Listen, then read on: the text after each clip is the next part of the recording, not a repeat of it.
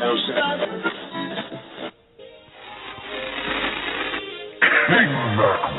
up? This is Mac. And I'm Jake. And I'm LV. You're listening to Teen Mom Radio, where we put the pop in your culture. Yo, what's up, guys? You're listening to KingMacRadio.com, where we put the pop in your culture. Farrah, is that you? Oh, hi. Farrah. Oh, my gosh. Hello. Hi, how are you guys? I'm so excited to talk to you. I love you. You don't understand. I really love you so much. Oh, well, I'm sorry I, am late. I was running late and calling in, so my apologies. Oh, you no are totally problem. fine. Fashionably late, right?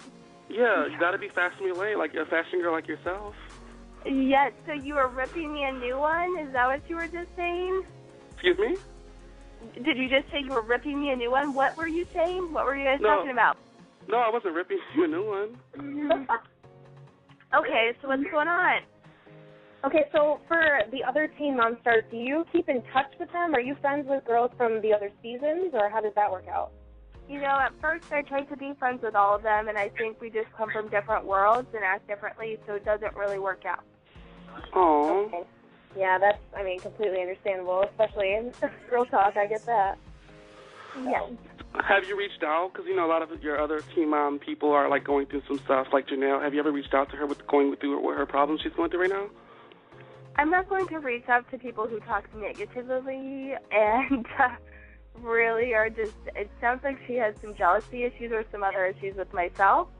Oh, wow. So, yeah, but I just don't think that that's nice to do or mature as another mother just because of, I don't know, I'm not that way with people or women, so I don't like to associate with that.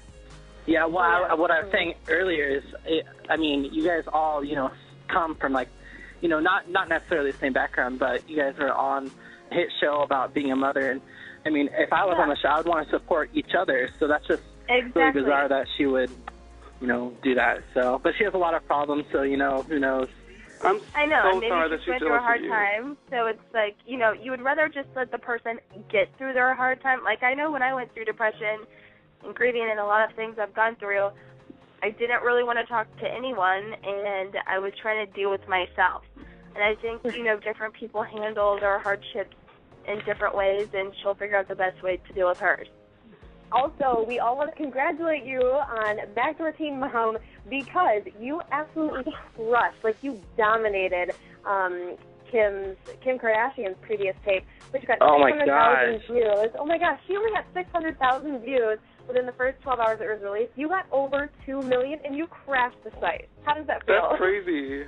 I think that's an accomplishment in some form in life, but I'm not I think Vivid should more or less celebrate because I'm, over that. Okay. Okay, well, since you're over that, you talked about talking to Sophia about making better choices in her life. When she gets older, she's going to Google your name and stuff, and things are going to come up. How exactly are you going to talk to her about things that you've done in your life?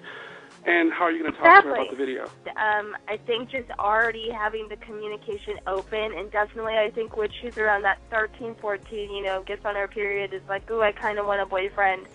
I think that's when, that's the year to really be look, Soph, I made this baby, I have a baby box for her. And basically it has all the DVDs of Teen Mom, and it has my book, and of course, my, video and some other things. You have the video in there for her too? Well, yes, because I'm I do not hide things. Okay, so wow. that's the thing about me. Get it, girl. Well, you know what? Because I know I'm extremely messed up, even though I act normal, but I also don't act like I'm a celebrity. So it's kind of I'm trying to figure stuff out here right now. But I just know that Sophia, reading my letters that I write to her and us going through these things together, it'll make her life a whole lot easier. So I'm going like that. I love that. That's awesome. Yeah. Very, very cool. Jake, I know you want to talk about her co-star. Yeah, I was kind of wondering. So I saw you post a video about it was maybe it was a Keek, but you said something about someone being unprofessional in in what you did about, I think with the video. Was that James? Yeah, Deen? I think the best word I was trying to fit was, like, unprofessional. But I think it's, like, a deeper thing of, like, more of, like, disrespect and, like, untrusting. Mm-hmm. So, yeah, you know, I kind of, like, had a relationship and was, you know, I thought, like, you know, James and I could definitely, you know, understand privacy and things of that nature between us. You guys were in a relationship?